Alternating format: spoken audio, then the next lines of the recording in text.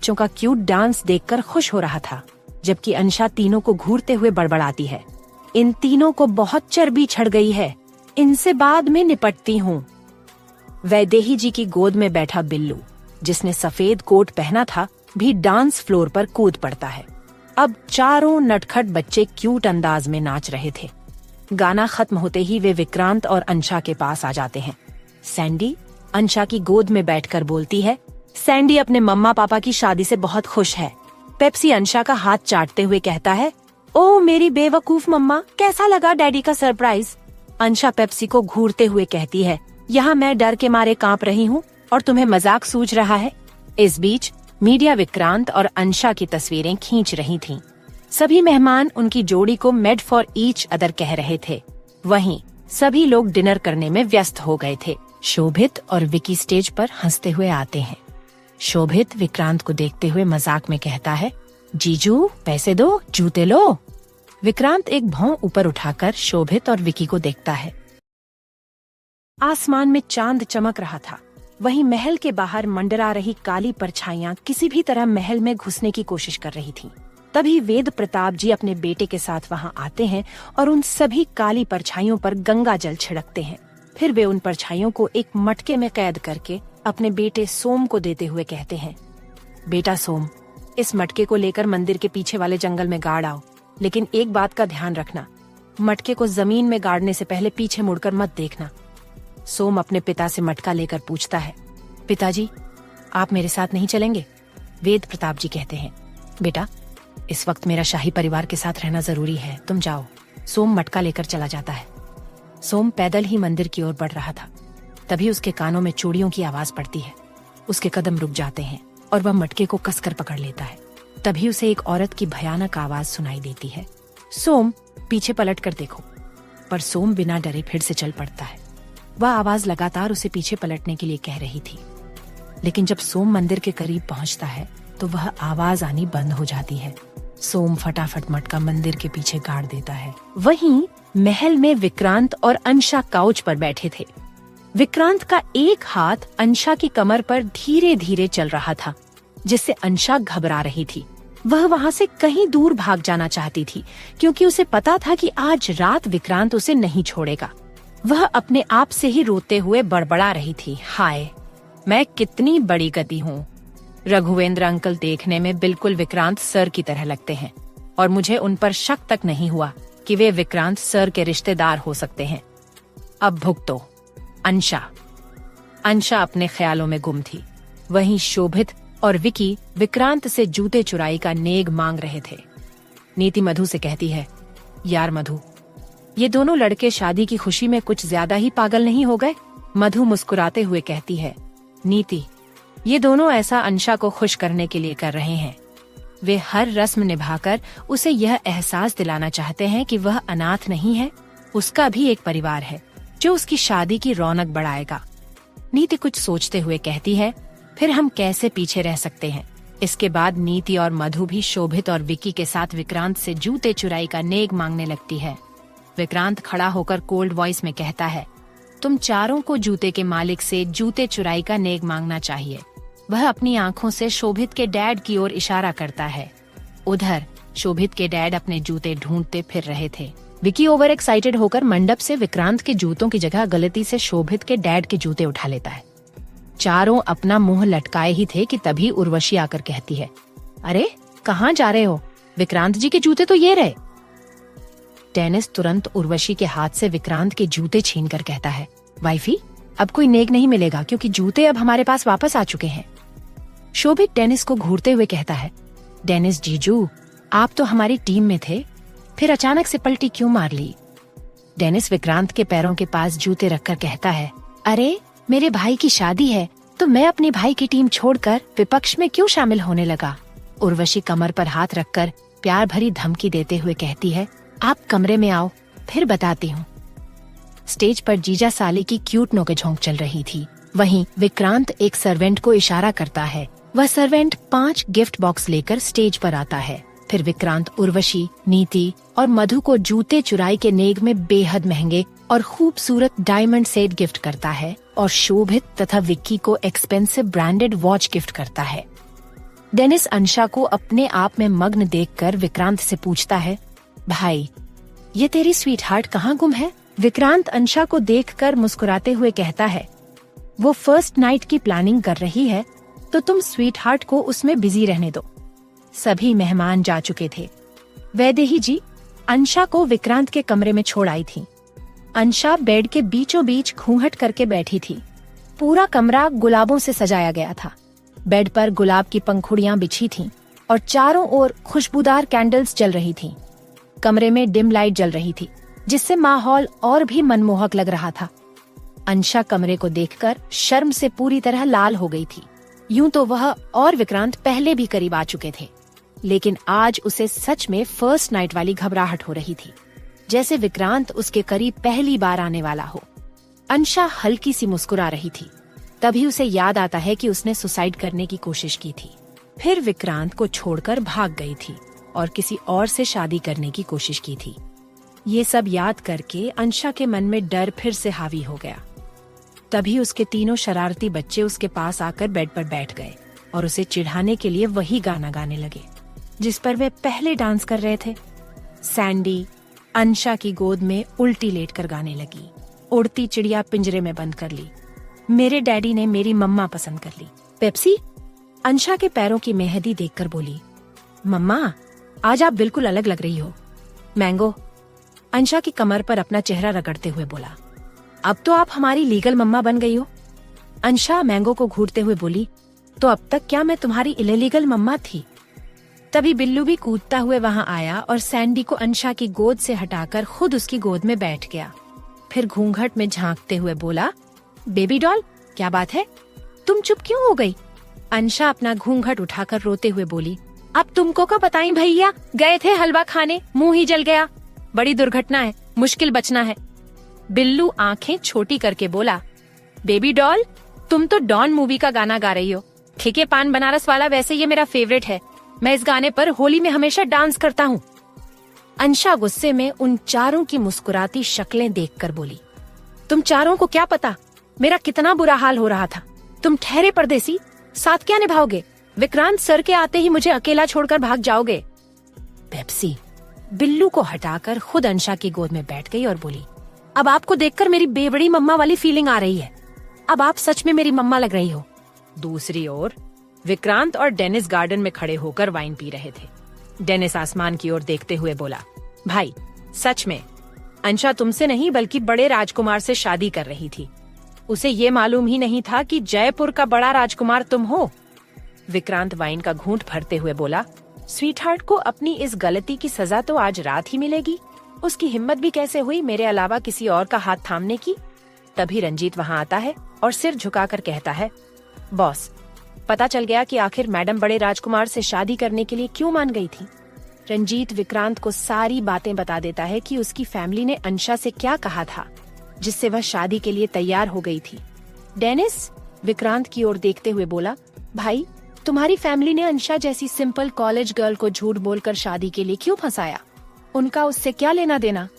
विक्रांत रंजीत की ओर देखकर cold voice में बोला, और कुछ पता चला? रंजीत सिर झुकाकर बोला, बॉस अभी बस इतना ही पता चला है, बाकी का सच भी जल्दी ही पता कर लूंगा। फिर रंजीत वहां से चला जाता है। विक्रांत गहरी सोच में डूब जाता है। डेनिस उसके कंधे पर हाथ रखकर मुस्कुराते हुए कहता है, भाई अपनी स्वीट हार्ट को फर्स्ट नाइट पर इतना इंतजार करवाना ठीक नहीं है। विक्रांत बिना डेनिस को देखे कहता है, मुझसे ज्यादा जल्दी तो तुझे है अपनी उर्वशी के पास जाने की। फिर दोनों दोस्त डेविल स्माइल करते हैं और एक दूसरे को गले लगाकर अपने अपने कमरों की ओर चले जाते हैं। विक्रांत और अंशा के कमरे में। जब विक्रांत अपने कमरे में पहुंचता है तो एक नजर रूम को देखता है और डेविल स्माइल करते हुए अंदर कदम बढ़ाता है। दूसरी ओर बच्चा पार्टी अब भी अंशा की लेग पुलिंग कर रही थी और अंशा क्यूट फेस बनाकर उन चारों को डांट रही थी। तभी विक्रांत अपनी रौबदार आवाज में बोलता है, अब तुम चारों अपने अपने कमरे में जाओ, रात बहुत हो गई है। बिल्लू तो विक्रांत को देखकर भाग जाता है और बाकी बच्चे हंसते हुए गुड नाइट डैडी और मम्मा कहकर वैदेही जी और रघुवेंद्र जी के कमरे की ओर चले जाते हैं। बच्चों के जाते ही विक्रांत कमरे का दरवाजा बंद करके अंशा के पास बेड पर आकर बैठ जाता है। अंशा घबराकर पीछे खिसकने लगती है। विक्रांत एक्सप्रेस लास अंदाज में पूछता है, तो स्वीट हार्ट, किसके साथ सुहागरात मनाओगी? अपने ठरकी हबी के साथ या बड़े राजकुमार के साथ? अंशा बेचारी डर कर बेड के कोने में पहुंच जाती है। विक्रांत उसकी टांग पकड़कर उसे वापस अपने पास खींच लेता है और उसके चेहरे पर आई बालों की लट को कान के पीछे करते हुए कहता है, स्वीट हार्ट, आज की रात मैं तुम्हें इतना प्यार करूंगा कि फिर तुम कभी किसी और मर्द की तरफ देखना भी पसंद नहीं करोगी। आज मैं तुम्हारे बदन के हर अंग को अपने प्यार के रंग से रंग दूंगा। अंशा विक्रांत को खुद से दूर धकेलकर अपना लहंगा पकड़ते हुए बेड से उतरती है और गुस्से में कहती है, मिस्टर ओबेरॉय, मुझे आपके साथ सुहागरात नहीं मनानी तो कोशिश भी मत करना। मैं कुछ भी नहीं भूली आपने मेरे डैड के बारे में क्या कहा था। अंशा की बात सुनकर विक्रांत गुस्से से बेड से उठता है और उसके करीब आकर कहता है, स्वीट हार्ट, तुम्हें लगता है कि तुम मुझे रोक पाओगी? तो आंसर इज नो। अब तुम मेरी वाइफ हो और तुम पर मेरा पूरा हक है। अगर आज तुमने मुझे खुद के करीब आने से रोका तो आई स्वेयर मुझसे बुरा कोई नहीं होगा। विक्रांत ने अपनी यह बात इतनी खतरनाक अंदाज में कही कि अंशा की मुश्किल से इकट्ठी की गई हिम्मत भी उसे छोड़कर चली गई। विक्रांत अंशा की कमर में हाथ डालकर उसे खुद से चिपकाते हुए एक गहरी कामुक आवाज में कहता है, स्वीट हार्ट, आज की रात का मैंने बहुत बेसब्री से इंतजार किया है और अगर तुम्हें मुझसे कुंग-फू ही करना है तो बिस्तर पर करते हैं। विक्रांत की बात सुनकर अंशा के गाल शर्म से लाल हो गए और उसके दिल की धड़कन तेज हो गई। वह अपना लहंगा अपनी मुट्ठी में कसकर पकड़ लेती है और आंखें बंद कर लेती है। वहीं विक्रांत उसके करीब आकर उसकी गर्दन पर अपने होंठ रखता है और कहता है, स्वीट हार्ट, क्या हुआ? मेरी छुअन से धड़कनें तेज हो गई क्या? फिर वह उसके कान में कुछ फुसफुसाता है जिसे सुनकर अंशा के गाल कश्मीरी सेब की तरह लाल हो जाते हैं। अंशा मन ही मन रोते हुए सोचती है, मैं क्या करूं? मुझे तो ठरकी हबी मिल गया। आसमान में आज तारे बहुत ज्यादा चमक रहे थे। महल में सभी लगभग सो चुके थे, पर रघुवेंद्र जी और वैदेही जी के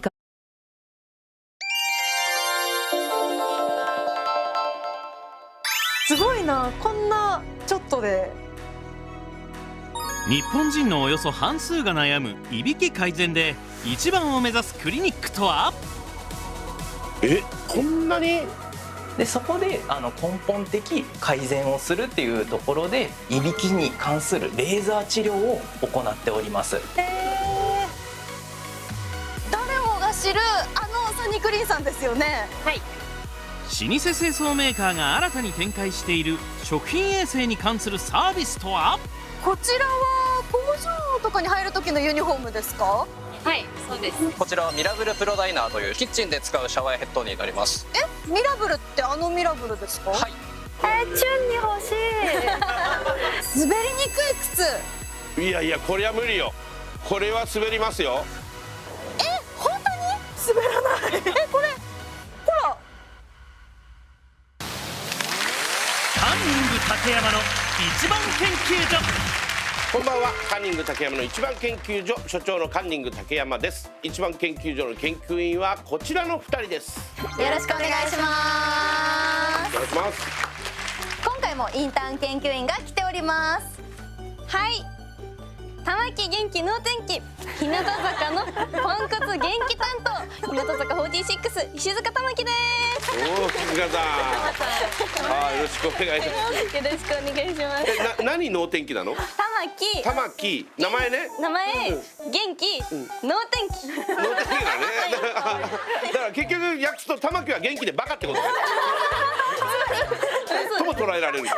まあまあ元気ってことね、石塚さんね。でも今回こうして初めて白衣なんて着させてもらって、ちょっと仕事できそうじゃないですか。おお、能天気。出るね、能天気。いいね。仕事してください、今回。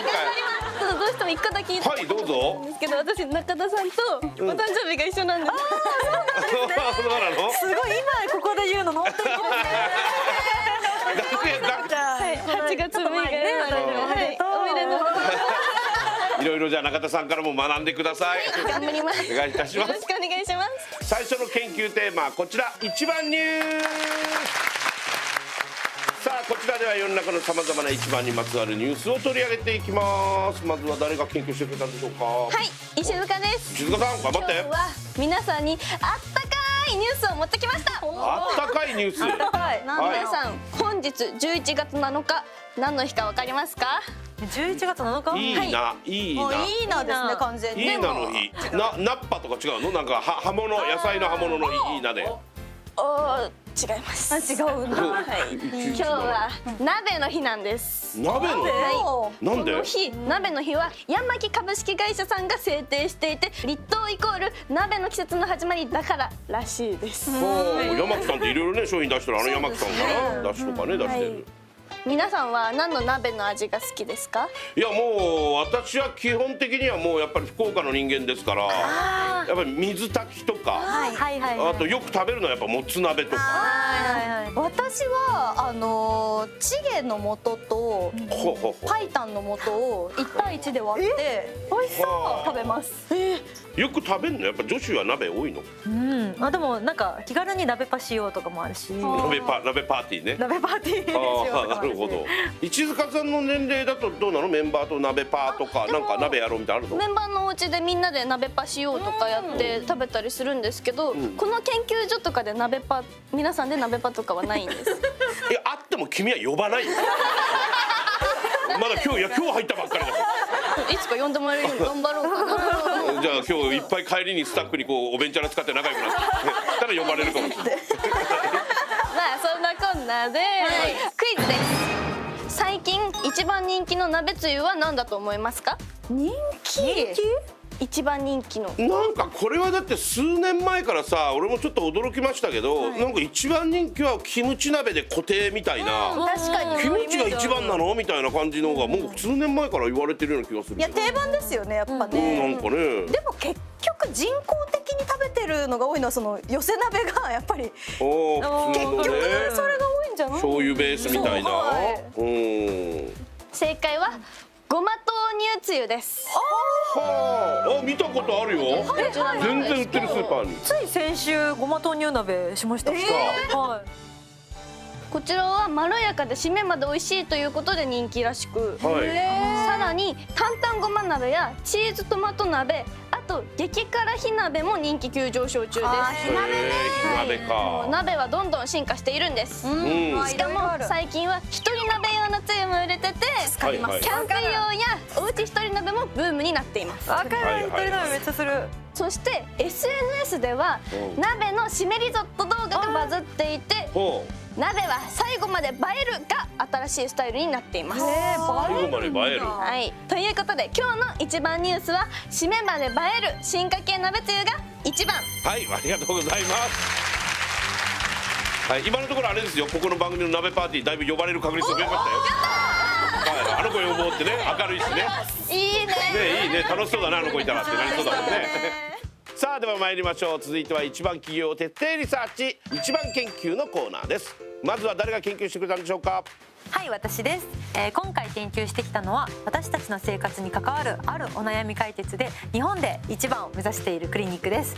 特に所長にはぜひお勧めしたいクリニックさんなんで、せーの VTR 一番。皆さん寝る時のいびきに悩んだ経験はありませんか？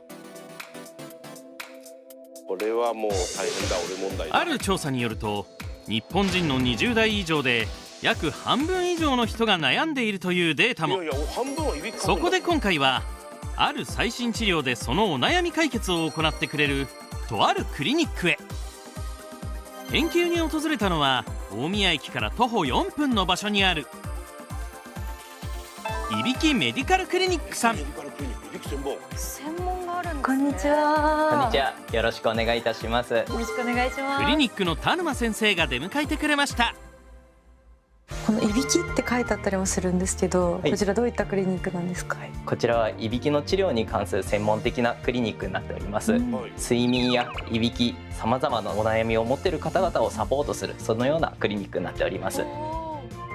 いびきメディカルクリニックさんは2020年に開院。いびき治療に特化したクリニックとしてこれまで診療してきた件数はなんと 6.5 万件以上。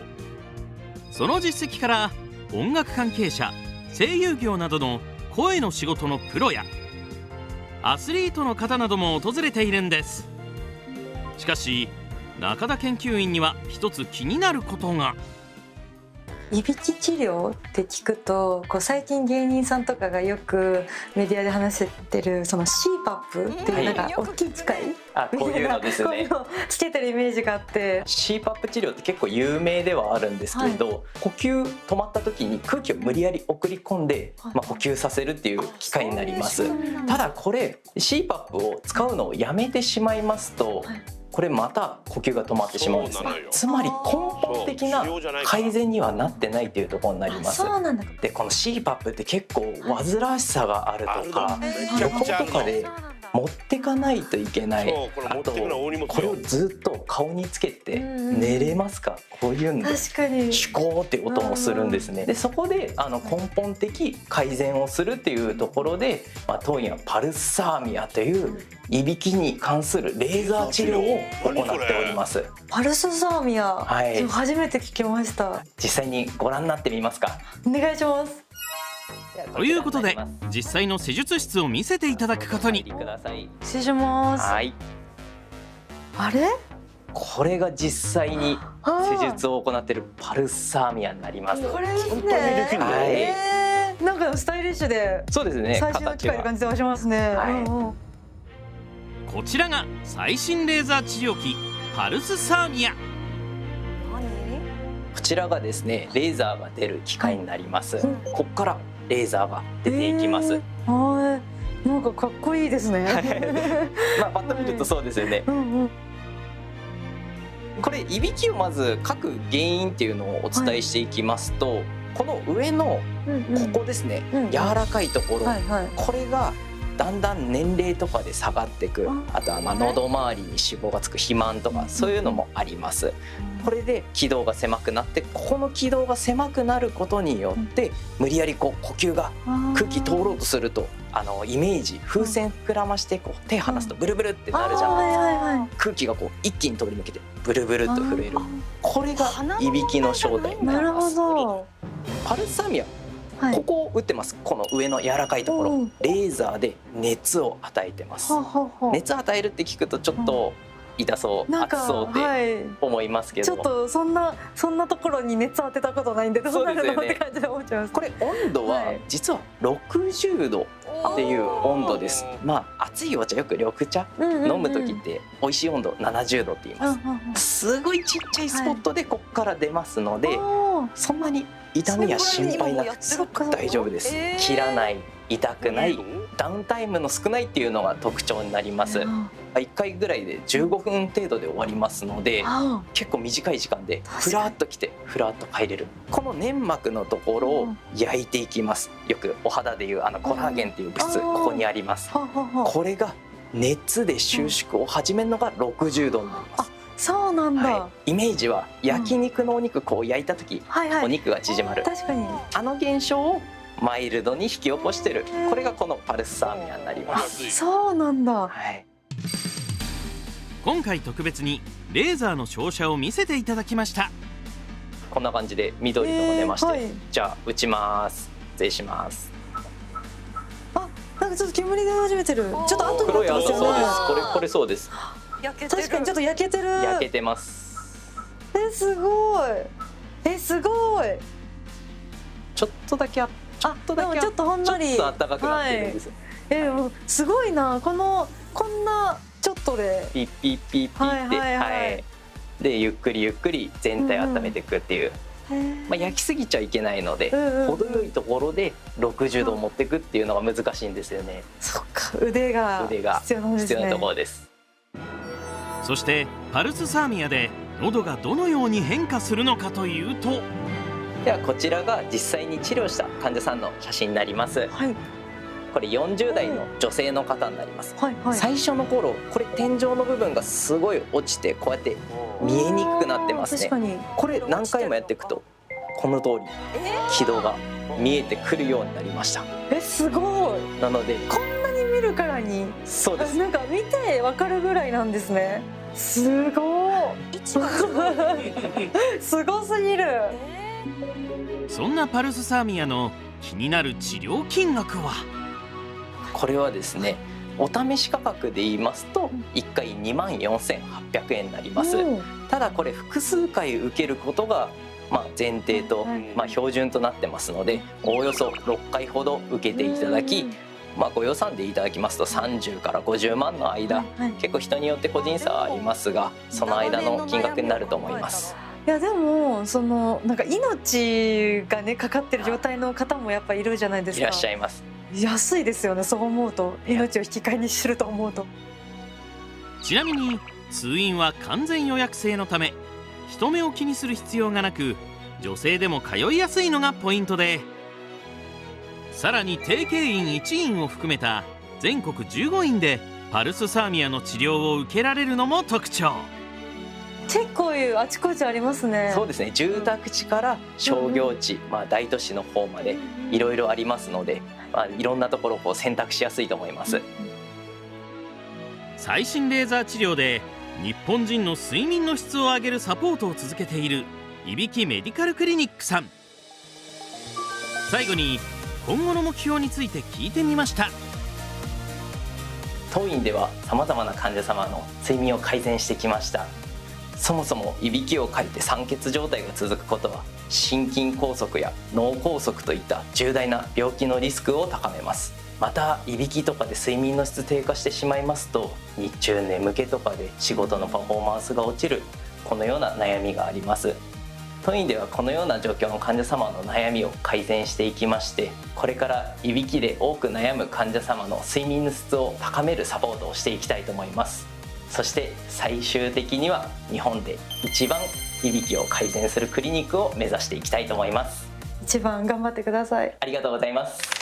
これはでもいい方法ですね。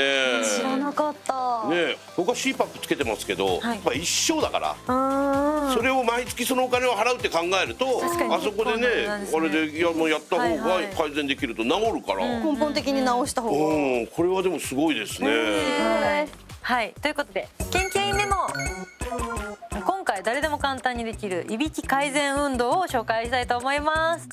ということでいびきを改善する体操をアルマ先生に教えてもらいます。1個目になりますが、まずですね、ほっぺのここの内側にベロを押し付けていただきたいんですね。でそれを手で押し返してください。結構強めにもう力いっぱい、もう手で頑張って押してください。これ3秒キープします。で次左側逆やったので左側やってください。これを3秒間です。で最後、結構痛い。天井の硬い部分、口の上の部分ですね、そこを下から突き上げる、力強く突き上げてください。これも3秒です。はい、どうですか。もう疲れる、下が疲れる、結構ベロが疲れてる。これを3から5セットぐらいを目安に、暇な時やっていただきたいんですね。でそれでベロの筋肉を鍛える。次は医学上に結構出てるアイウベ体操っていうものになります。アイウベ体操。はい、口をまず閉める作用っていうのもあります。で最後ベっていう言葉が、ベロの運動になりますので、それぞれ説明していきます。まずあは大きくあーってこう、次思いっきりですよ、3秒ですね。で次口すぼめてください。で最後ベはベロを思いっきり前に出します。これです。これも3から5セットでだんだんできるようになったら数を増やしていきまして、こういうのを日常に取り入れていただき、無呼吸を予防しようっていうものになります。ということで先生ありがとうございました。ありがとうございました。さあということで、じゃあ次行きましょうか。続いては誰が研究してくれたんでしょうか。はい、私です。今回私が研究に行ってきたのは、誰もが知っている日本をきれいにするあの企業さんの新たな取り組みについて研究してきました。VTR 1番。研究員の伊藤かりんです。今回は東京ビッグサイトにやってきました。今日はですね、日本をきれいにする企業さんが出展しているそうなので、早速研究に行ってきます。今回やってきたのは東京ビッグサイトで行われているフードセーフティージャパン2025。食の安全衛生がテーマの国内最大級の専門店。さまざまな食品衛生のプロフェッショナルが集まっているのですが、その中で伺うのが株式会社サニクリーンさんのブース。よく見るよね。はいはい。失礼します。営業サポート本部の久保内さんと遠藤さんが出迎えてくれました。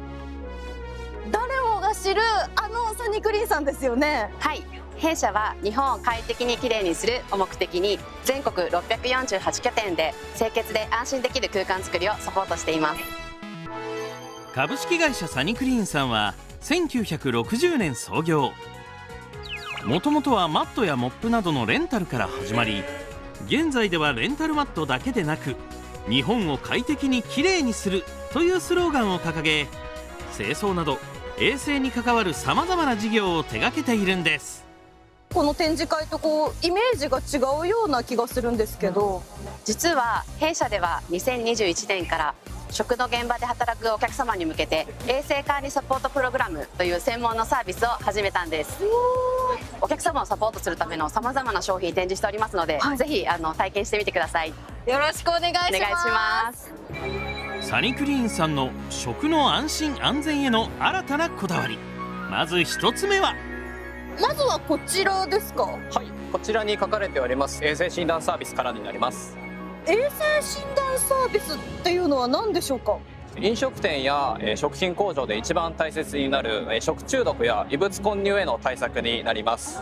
皆様十分に対策していると思いますが、菌は目に見えないところから発生いたしますのでリスクが発生する場合がございます。そこで弊社では現場に赴きチェックポイントを目視確認すること、さらに多くの人が触れる場所コンタクトポイントからサンプルを入手し菌がいるかどうかを調査いたします。後日診断レポートを作成しお客様に提出するだけでなく、改善点なども含めた調査診断結果をご報告しております。さらに改善策としてさまざまな衛生サービス衛生商材をご提案することもできます。それは安心のサービスですね。続いてはこちらです。こちらは工場とかに入る時のユニフォームですか。はい、そうです。こういったものを取り扱ってるんですね。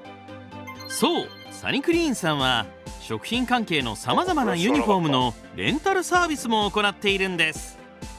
中でもこちらの食品工場向けユニフォームにはさまざまな特徴が。まず衛生帽なんですが、異物を外に出しにくい素材を使用しておりまして、このような形でニットになっていて、とっても顔の周りにきちんとフィットするような素材。そうなるんですね。はい、そして衛生帽の首元は服を上からかぶせるため毛髪が隙間から落下しにくい設計になっているんです。それから服の部分なんですけれども、袖口ですとか裾の部分もガードされておりますので、体毛が落下した場合でも下に落ちにくいというような構造になっております。インナーとここのさらに外のこのリブで二重で対策されてるんですね。なっています。快適に作業できるよう通気性や速乾性を兼ね備えた素材を使用したり、伸縮性のあるストレッチ素材を使用したり、着用時の動作にストレスを感じにくい商品を扱っています。さらにこんなにカラーがあるんですね。はい、そうなんです。例えば食品工場では取り扱う食品の製造工程や場所の違いによってそれぞれ作業する方の役割も異なってきますので、こういったユニフォームの色を変えることによって食中毒事故のきっかけにもなりうる交差汚染のリスクを抑える効果も期待できます。そしてサニクリーンさんならではの特徴は定期的なクリーニングがついたレンタル利用が可能な点。クリーニングの他に補修も行うことで常に一定の衛生品質を保っているだけでなく、従業員数の変動に応じてユニフォームの貸し出し数を調整でき、在庫管理や衛生面の負担を軽減できるんです。続いてはこちらです。こちらですか。靴ですね。はい、こちらはですね、飲食店や食品工場などで使用されている耐滑靴と呼ばれるものなんです。実は文字通り滑りにくい靴なんです。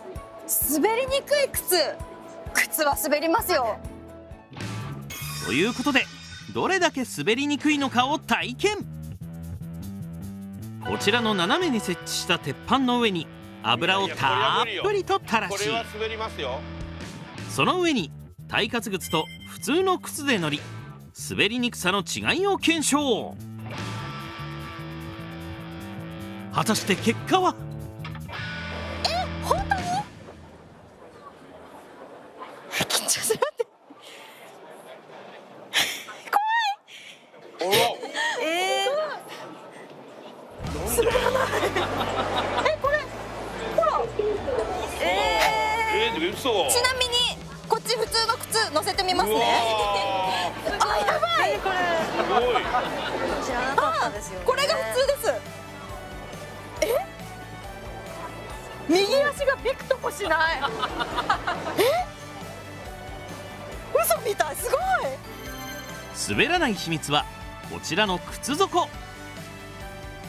特殊な V の字の効果で全方向に滑りにくい構造になっているんです。 V が関係あるんだ。さらに場所ごとに様々な靴があり、転倒事故からお客様を守っているんです。工場とかで役に立つとことか。4つ目は、続いてはこちらになります。こちらはミラブルプロダイナーというキッチンで使うシャワーヘッドになります。ミラブルってあのミラブルですか？はい、こちらは厨房などで使う業務用のシャワーヘッドで、そんななんだ。本当だ。ミラブルならではの洗浄能力を生かし、頑固な油汚れを浮かして洗浄作業の負荷を軽減するだけでなく、最大60% の節水効果も。めっちゃいいですねこれ。清掃事業だけでなく、4つの取り組みで食の安心安全のサポートも行うなど進化を続けているサニクリーンさん。最後に今後の目標を聞いてみました。弊社は1960年の創業以来、皆様の職場を快適にする環境づくりのお手伝いをしてまいりました。ここ数年、新たな取り組みとして飲食店や食品工場の衛生診断に至る食の衛生に関わる総合的なサービスを提供しております。全国の拠点と専門スタッフによる高品質なサービスで日本の衛生を支え、さらなる安心と信頼を届けている環境衛生のプロフェッショナルとして地域社会に貢献し続ける一番の衛生管理のパートナーを目指しています。そして最終的に日本で一番きれいで快適な環境づくりを提供できる企業を目指してまいります。これからも期待しております。ありがとうございます。こんなにいろいろやってるのは知りませんでしたけども、なんかあれだね、だからそのユニフォーム云々もやってらっしゃったし、長澤 V 見ながらミラブルのあれ、キッチン用業務用のめっちゃ欲しい。お店に欲しいのあれを。本当にあれも大変なんですよ。そのカレーが結構メイン商品で出してるんで、もういつもこのカレー、しかもなんかお皿もちょっとおしゃれなお皿にしちゃって、穴に入るんですよ、変な。業務用だからサニクリーンさんに相談したらいけるんじゃないの？相談したいですね、これは。そうだね。さあということで今回 VTR でもご紹介した耐滑靴ハイパー V ソールをお持ちしました。見たい。はい、皆さんいかがですか？触ってみて。よくあるゴムみたいな感じだけど、この V の形とかこういうのが全部秘密があるってことですよ。普通の靴に見えます。特殊なゴムを使用していて、滑りにくいだけではなく耐久性にも優れているということで。滑らないわ。はい。なんかちゃんとしてるのに軽いんで、作業もしやすいですよね。不思議だね。でも石鹸水でも油でも滑んないのよ。すごい。この形に何があるんだろうね。なんか普段の靴の裏 V ぐらいありそうかなって思っちゃうんですけどね。なんかありそうなのに何が違いがわからないんですけど、いやこうやって働く方の安全も守ってくださってる。そして所長、この一番研究所が気づいたら6年目に突入してたらしい。もう6年目突入した。そうなんですよ。で以前番組に出演してくださったこんな方から祝福のコメントをいただいております。元気一番研究所おめでとうございます。コングラチュレーション。所長カンニング竹山さん DJ コです。ありがとうございます。番組にですね出演させていただいた際には、なんか本当になんか日本を元気にするなんかそんなパワーをいただきました。ありがとうございます。今日元気にするといえばですね、私 DJ コありがたいことに今年DJ 活動45周年を迎えました。この45周年イヤーでスペシャルポジティブパワーソングを第3です。日本とのコラボでですね、最高でダンスという曲をリリースさせていただきました。最高って言えるようなそういう楽曲ですんで、ぜひとも竹山さんにももうカーニング最高って言えるような気持ちになっていただければ最高、今もなってると思いますけどね。そしてぜひとも番組の方にもまた出演させていただけたら超嬉しみです。おめでとうございます。なんか6周年より自分の45周年の方がだいぶでかかった。はあ、でもね、コウさんまたちょっと来ていただきたいし、あれだったらね、コウさんの仕事の研究をしに行ってもいいですよね。したいです。ね、いろいろね、実はこういろいろさっきから活動なさってると思うんでね。そういうのもコウさん今後よろしくお願いいたします。さあ、そして今年もあと2ヶ月ですね。早いですね。今年中にやっておきたいことはなんかありますか？伊藤さんありますか？やっておきたいことは5年間ぐらいずっとYouTube の登録者数が14万人で、まあでも結構いるよね。あと1万人がなかなか増えないので15万人行きたいですね。今麻雀のプロリーグの M リーグってもうシーズン中なんですよ。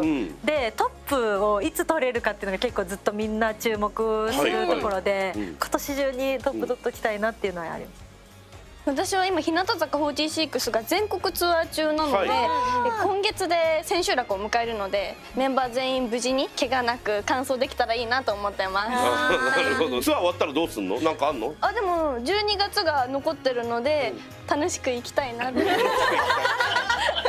そうですね。12月はじゃあ楽しく生きてってください。お願いいたします。所長はないですか？超もう理想言うんだったらもう全部仕事休みにしてもらってハワイ行ってで普通に毎月お金だけは振り込んでほしいっていうね。それは無理ですよ。ありますよね。無理です。कमरे में बच्चा पार्टी ने ऊधम मचा रखा था। चारों सोने की बजाय पकड़म पकड़ाई खेल रहे थे। आज चारों बहुत दिनों बाद मिले थे। वैदेही जी उन्हें बार बार सोने को कह रही थीं, पर वो कहाँ मानने वाले थे। वहीं रघुवेंद्र जी बिस्तर पर लेटे हुए कुछ सोच रहे थे। थक हार कर वैदेही जी बच्चा पार्टी को खेलने देती हैं और खुद रघुवेंद्र जी के बगल में लेटकर उनके सीने पर सिर रखकर पूछती हैं, रघुवेंद्र जी आप अब क्या सोच रहे हैं? रघुवेंद्र जी वैदेही जी की कमर पर हाथ रखकर बोले, अंशा को जिस वजह से हमने इस घर की बहू बनाया है, हमारा वो मकसद तो पूरा होगा ना। वैदेही जी रघुवेंद्र जी के सीने पर किस करके बोली, जैसा हमने चाहा है सब वैसा ही हो रहा है और वैसा ही होगा, आप ज्यादा चिंता मत करें। रघुवेंद्र जी मुस्कुराते हुए बोले, वैदेही जी आपके चारों गोलगप्पे हमें ही घूर रहे हैं। वहीं दूसरी तरफ विक्रांत और अंशा के कमरे में खुशबूदार कैंडल अपनी सुगंध से माहौल को मदहोश कर रही थी। विक्रांत डेविल स्माइल के साथ अपने कदम अंशा की तरफ बढ़ा रहा था, वहीं अंशा शर्माकर अपने कदम पीछे ले रही थी। ये देखकर ऐसा लग रहा था जैसे विक्रांत शिकारी है और अंशा उसका शिकार। अंशा पीछे होते होते दीवार से जा सटती है और शर्माकर अपनी आंखें बंद कर लेती है। वहीं विक्रांत अंशा के पास आकर बिना किसी देरी के अपने सख्त होंठ अंशा के नरम होंठों पर रख देता है और उसे पैशनेटली किस करने लगता है। विक्रांत किस के साथ बाइट भी कर रहा था, जिससे अंशा को हल्का दर्द महसूस हो रहा था। विक्रांत का एक हाथ अंशा की पूरी बॉडी पर फिसल रहा था, वहीं अंशा के हाथ भी विक्रांत के बालों में घूम रहे थे। करीब 20 मिनट बाद जब अंशा को सांस लेने में दिक्कत होने लगी तो विक्रांत ने अंशा के होंठों को छोड़ दिया। अंशा अपनी सांसें संभालते हुए विक्रांत की आंखों में देख रही थी। विक्रांत अंशा की नशीली और हारी हुई आंखों को देखते ही एक बार फिर उसके निचले होंठ को अपने होंठों में दबाकर सुख करने लगता है। वहीं उसके हाथ अंशा की कमर को सहला रहे थे। विक्रांत और अंशा आंखें बंद करके एक दूसरे की तेज होती दिल की धड़कनों को महसूस कर रहे थे। लगभग 10 मिनट बाद विक्रांत अंशा के होंठों को छोड़ देता है और उसे अपनी इंटेंस नजरों से देखने लगता है। अंशा को विक्रांत की आंखों में खुद को पाने का जुनून साफ दिखाई दे रहा था। विक्रांत की इंटेंस नजरें अंशा से सहन नहीं हो रही थीं, इसलिए वह शर्माकर अपना चेहरा दूसरी तरफ मोड़ लेती है। विक्रांत उत्तेजित होकर अंशा के गाल पर एक किस करता है और हल्के से बाइट कर लेता है। फिर वह धीरे धीरे अंशा के सिर से चुनरी हटाता है और उसके बालों पर प्यार से किस करता है। फिर वह अंशा का मांगटिका, झुमके, हार और चूड़ियां उतारते हुए उसके इन अंगों पर कोमलता से किस करता है। वह उसके कमरबंद को हल्के से छेड़ता है, जिससे अंशा की पकड़ विक्रांत के कंधों पर कस जाती है। विक्रांत एक शरारती मुस्कान के साथ अंशा के पेट पर किस करता है और हल्का सा बाइट करता है, जिससे अंशा की धड़कनें तेज हो जाती हैं और वह आंखें बंद कर लेती है। फिर वह अंशा का लहंगा थोड़ा ऊपर उठाकर उसके पैरों को हल्के से छूता है और उसकी पायल उतारकर फर्श पर रख देता है। जब विक्रांत के हाथ अंशा की थाई तक पहुंचते हैं तो अंशा शर्माकर कुछ कदम पीछे हट जाती है। विक्रांत खड़ा होता है और उसके करीब आकर मुस्कुराते हुए कहता है, स्वीट हार्ट, अब और मत तरसाओ, अपने हब्बी के पास आओ। अंशा शर्माकर ना में सिर हिलाती है, पर विक्रांत उसकी नाजुक कलाई पकड़कर उसे अपने पास खींच लेता है।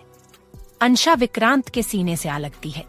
विक्रांत अंशा की ठुड्डी पकड़कर उसकी आंखों में देखते हुए अपनी कातिलाना मुस्कान बिखेरता है। फिर वह अंशा के ब्लाउज की डोरी और चेन खोल देता है। अंशा का ब्लाउज जमीन पर गिर जाता है।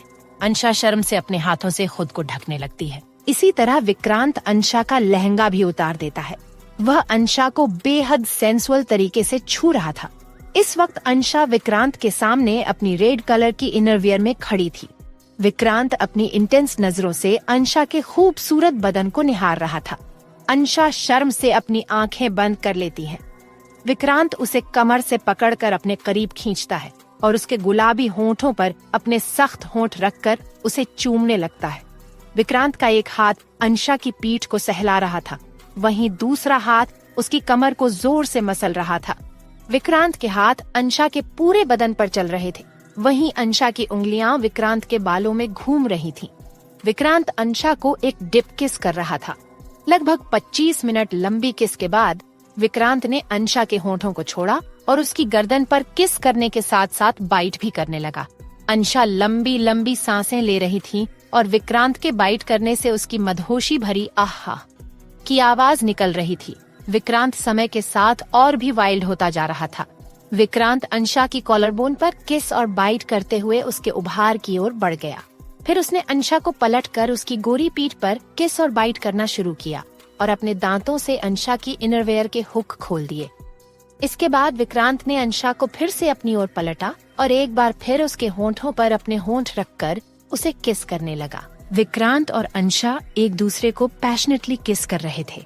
विक्रांत के हाथ अंशा के पूरे शरीर को सहला रहे थे, जिससे अंशा की दिल की धड़कनें रोलर कोस्टर की तरह तेज होती जा रही थीं। करीब 20 मिनट की लंबी किस के बाद विक्रांत ने अंशा को छोड़ा। अंशा अपनी सांसें संभाल रही थी। तभी विक्रांत ने अंशा के कानों को अपने मुंह में लिया और जोर जोर से उन्हें चाटने और चूसने लगा, जिससे अंशा मचल मचल जा रही थी। उसका भी शरीर गर्म होने लगा था। फिर विक्रांत अंशा की गर्दन को बेतहाशा चूमने लगा और साथ में बाइट भी कर रहा था, जिससे अंशा की मदहोश कर देने वाली सिसकियां निकल रही थीं और पूरे कमरे में गूंज रही थीं। फिर विक्रांत कॉलर बोन पर आ गया और इस तरह अंशा को चूमते चूमते वह नीचे की ओर बढ़ गया। विक्रांत अंशा की नाभि पर किस करते हुए बाइट भी कर रहा था। वक्त के साथ वह और भी वाइल्ड होता जा रहा था। विक्रांत अंशा के पूरे पेट पर पागलों की तरह किस और बाइट करके अपने प्यार की निशानी अंशा के गोरे बदन पर बना रहा था। विक्रांत के हाथ अंशा के बदन को सहला रहे थे। अचानक ही विक्रांत ने अंशा के पेट पर जोर से काट लिया, जिससे अंशा की चीख निकल गई। अब विक्रांत पूरी तरह से अपना नियंत्रण खो चुका था और बेहद वाइल्ड हो गया था। विक्रांत अंशा से थोड़ा दूर होकर अपनी शेरवानी उतारता है और उनके ऊपर एक कंबल डाल देता है। फिर वह अंशा के बचे हुए कपड़े भी उसके शरीर से अलग करके फर्श पर फेंक देता है। विक्रांत एक नजर अंशा के खूबसूरत चेहरे और नशीली हरी आंखों पर डालता है और फिर उसे अपने आगोश में समा लेता है। दर्द की वजह से अंशा की एक जोरदार चीख निकल जाती है। विक्रांत अंशा के होंठों पर अपने होंठ रख देता है और उसे किस करने लगता है। अंशा की आंखों के कोनों से आंसू बह रहे होते हैं, लेकिन विक्रांत उसे फिर से अपने प्यार में डुबो देता है। पूरे कमरे में अंशा की सिसकियां गूंज रही होती हैं।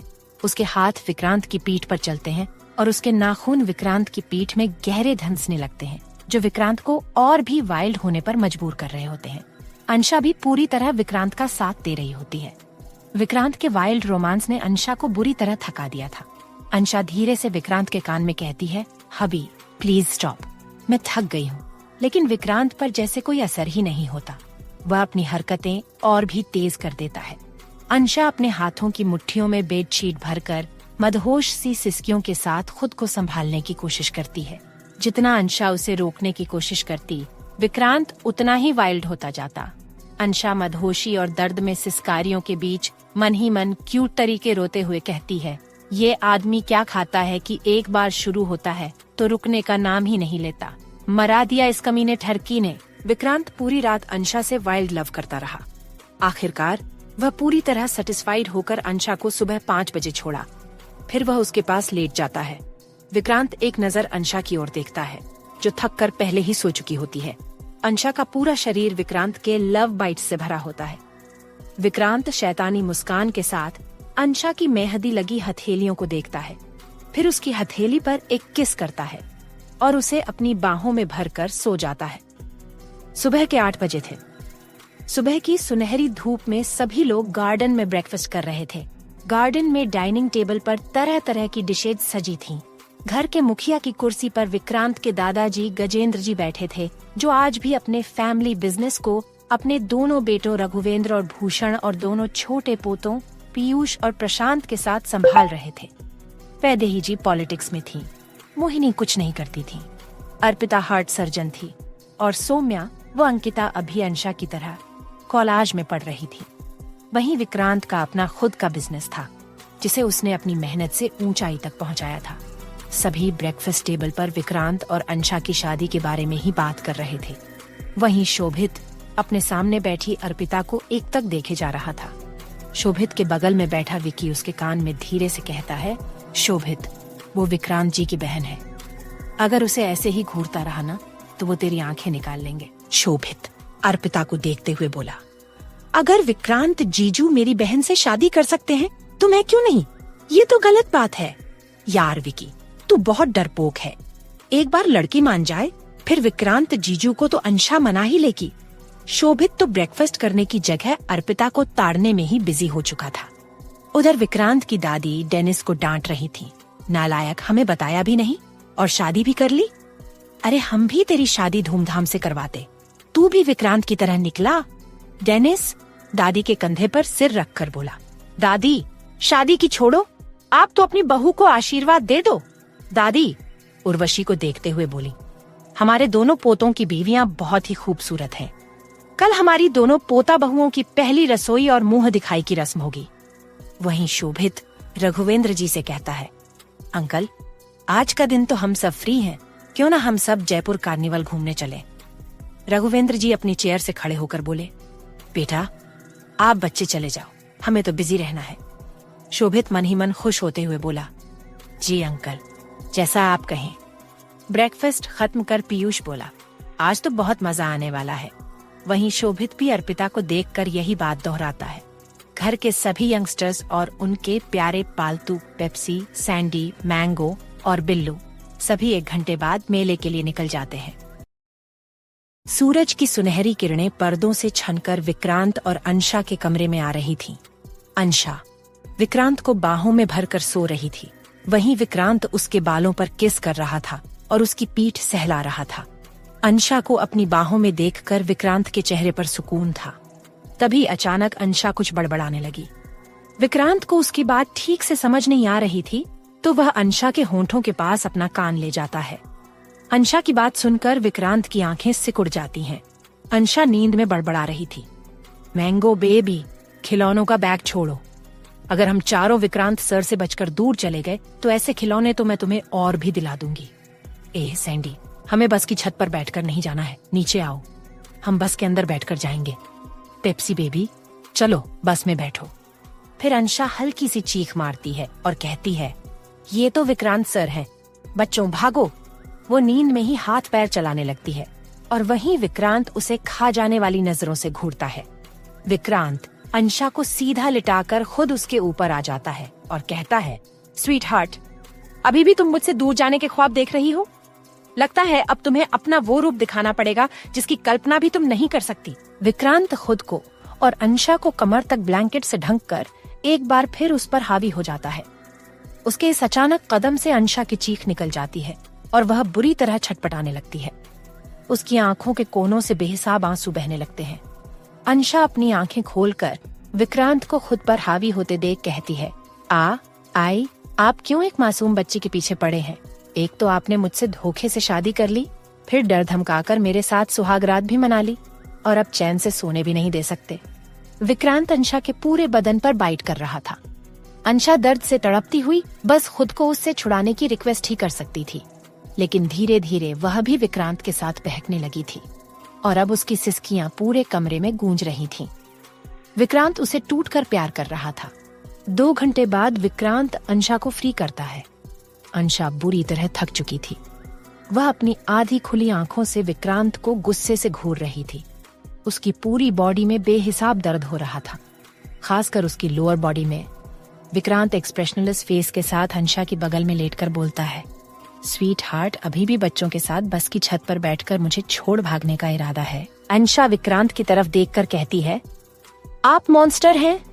विक्रांत उसके सूजे हुए होंठों पर अपना अंगूठा रगड़ते हुए कहता है, स्वीट हार्ट, तुम जितना मुझसे दूर जाने की कोशिश करोगी, मैं तुम्हारे उतना ही करीब आऊंगा। फिर विक्रांत बेड से उठकर अपनी कमर पर टॉवेल लपेटकर अंशा को अपनी गोद में उठा लेता है और बाथरूम में ले जाता है। वह अंशा को बाथटब में लेटाकर गर्म पानी का नल खोल देता है और खुद भी बाथटब में आकर अंशा को अपनी गोद में लेकर बैठ जाता है। उसके कंधे पर होंठ रखते हुए कहता है, स्वीट हार्ट, अब मुझे जरा ये बताओ, तुमने सुसाइड करने की कोशिश क्यों की? लेकिन अंशा कोई जवाब नहीं देती, क्योंकि वह तो गहरी नींद में जा चुकी थी। विक्रांत उसे घूरते हुए कहता है, कुंभकर्ण की रिश्तेदार हो क्या? जब देखो सोती रहती हो। उधर हॉल में कुसुम जी, वैदेही जी और मोहिनी जी कॉफी पीते हुए एक सर्वेंट की मदद से कुलदेवी के मंदिर ले जाने वाली थैली सजा रही थी। मोहिनी मुंह बनाकर कहती हैं, वैदेही दीदी, सुबह के 11 बज गए हैं, लेकिन आपकी बहू की नींद खुलने का नाम ही नहीं ले रही। मैं तो कह देती हूँ, इस 2 कौड़ी की लड़की को सिर पर मत चढ़ाइए, वरना बाद में उतारना मुश्किल हो जाएगा। वैदेही जी सर्वेंट को जाने का इशारा करती है और मोहिनी की तरफ देखकर कहती हैं, मोहिनी, आप हमें इतने सालों से जानती हैं, फिर भी ऐसी बात कर रही हैं। हमें किसी को सिर पर चढ़ाना और उतारना दोनों आता है। इस बात की आपको चिंता करने की जरूरत नहीं। कुसुम जी बीच में हस्तक्षेप करती हैं, आप दोनों कैसी बेकार की बातें कर रही हैं। दूसरी ओर सभी लोग मेले में एंजॉय कर रहे थे। लड़कियां ज्वेलरी की शॉप पर ज्वेलरी देख रही थीं, वहीं लड़के एक फूड स्टॉल पर पिज्जा खा रहे थे। पीयूष उर्वशी को देखकर डेनिस से कहता है, डेनिस भाई, आप एक ही लड़की पर टिक कैसे गए? आप तो हमारे ग्रुप के कैसनोवा थे और अब शादी करके सीधा हो गए। वैसे आपकी गर्लफ्रेंड्स का क्या हुआ? अभी भी टच में है क्या? विकी पीछे से आते हुए कहता है, ये तो मुझे भी जानना है जीजू। डेनिस उसे घूरते हुए कहता है, भाई देख, अब तेरा भाई शादीशुदा आदमी है, ऐसी बातें मुझसे मत कर, वरना ये साल मेरा दादा से शिकायत करके मुझे मेरी वाइफी से फिर दूर करवा देगा। विकी डेनिस को घूरते हुए कहता है, जीजू, आप मुझे सबके सामने जितना बुरा दिखा रहे हो, मैं उतना बुरा भी नहीं हूँ। वहीं सैंडी पीयूष के कंधे पर चढ़कर रोलर कोस्टर की तरफ देखती है। इस पर पीयूष सैंडी को प्रशांत की गोद में चढ़ाकर कहता है, सैंडी बेबी, अपने प्रशांत चाचू से कहो, वही तुम्हें रोलर कोस्टर पर राइड दिलवा कर लाएंगे। प्रशांत पीयूष को घूरते हुए बोला, मुझे बिग ब्रो के हाथों से नहीं मरना है। पिछली बार सैंडी के कहने पर हमने इसे मोमोज खिला दिए थे, तो बिग ब्रो ने हमें कितनी डांट लगाई थी, और मोमोज खाने के बाद जब सैंडी को लूज मोशन हुए थे तो हमें ही सब साफ करना पड़ा था, इसलिए मुझे तो माफ कर दो। वहीं शोभित सैंडी को अपनी गोद में लेकर सीधे अर्पिता के पास जाता है और कहता है, अर्पिता जी, सैंडी रोलर कोस्टर पर बैठना चाहती है, तो क्या आप हमारे साथ ज्वाइन करेंगी? अर्पिता मुस्कुराते हुए कहती है, हाँ बिल्कुल, मुझे तो ऐसी खतरनाक राइड्स बहुत पसंद है, और मेरे छोटे भाई को भी। अर्पिता की बात सुनकर शोभित का खिला हुआ चेहरा मुरझा जाता है और वह अर्पिता से पूछता है, तो क्या हमारे साथ पीयूष या प्रशांत भी जाएंगे? अर्पिता हंसते हुए अपनी गोद में छड़े बिल्लू को दिखाते हुए कहती है, अरे शोभित जी, मैं तो बिल्लू की बात कर रही थी, ये मेरे साथ हर जगह आता है। शोभित बिल्लू को घूरते हुए अर्पिता से पूछता है, तो क्या ये आपके साथ दहेज में भी आएगा? अर्पिता ने शोभित की ये बात ठीक से नहीं सुनी थी, इसलिए वह शोभित से फिर से अपनी बात दोहराने को कहती है। तो शोभित कहता है, मैं कहाँ था, चलो छोड़ो। फिर शोभित और अर्पिता सैंडी और बिल्लू को लेकर रोलर कोस्टर की राइड करने चले जाते हैं। वहीं बाकी सब मेले में घूमते हुए मजे कर रहे थे। दूसरी तरफ महल में विक्रांत 3 पीस सूट पहनकर ड्रेसिंग टेबल के सामने खड़ा होकर अपने बाल सेट कर रहा था।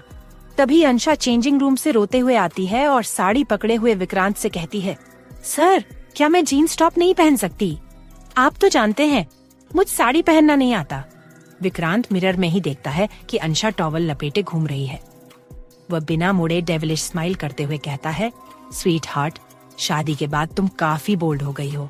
जब अंशा खुद को देखती है तो शर्माते हुए चेंजिंग रूम में भाग जाती है। फिर दोनों तैयार होकर नीचे हॉल में आते हैं। विक्रांत ने ब्लैक 3-पीस सूट पहना होता है जिसमें वह बेहद हैंडसम लग रहा था। वहीं अंशा ने रेड नेट वाली साड़ी पहनी थी जिसका ब्लाउज स्लीवलेस था।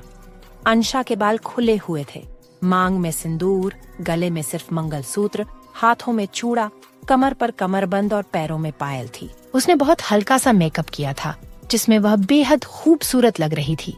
वहीं वैदेही जी विक्रांत और अंशा को देखकर कहती हैं, मेरे बच्चे कितने प्यारे लग रहे हैं।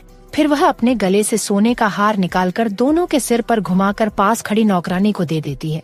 उधर मोहिनी अंशा को ऊपर से नीचे तक देखकर मुंह बनाते हुए कहती है, बहू, विक्रांत ने रात में ज्यादा परेशान तो नहीं किया? बेचारी अंशा शर्म से अपनी पलकें झुका लेती है। उसकी जगह विक्रांत मोहिनी से कोल्ड टोन में कहता है, चाची जी, आपको क्यों जानना है मैंने अपनी स्वीट हार्ट को कल रात कितना परेशान किया? विक्रांत की बात सुनकर मोहिनी बनावटी हंसी के साथ कहती है, विक्रांत, तुम आज भी बहुत मजाकिया हो। विक्रांत एक आईब्रो उठाकर मोहिनी को देखता है। वहीं कुमुज्जी मोहिनी को एक तरफ करके विक्रांत और अंशा की नजर उतारती है और कहती है, विक्रांत बेटा, तुम्हें और अंशु को दर्शन के लिए कुलदेवी के मंदिर जाना है। विक्रांत कोल्ड वॉइस में कहता है, दादी, मुझे इन सब बातों में विश्वास नहीं है। वैदेही जी रिक्वेस्ट करती हैं तो विक्रांत मान जाता है। फिर वह अंशा की कमर में हाथ डालकर निकल जाता है और उनके पीछे बॉडीगार्ड्स भी जाते हैं। मोहिनी वैदेही जी से गुस्से में कहती है, वैदेही दीदी, आपकी बहू ने तो हमारे पैर भी नहीं छुए। क्या संस्कार दिए हैं इसके माँ बाप ने?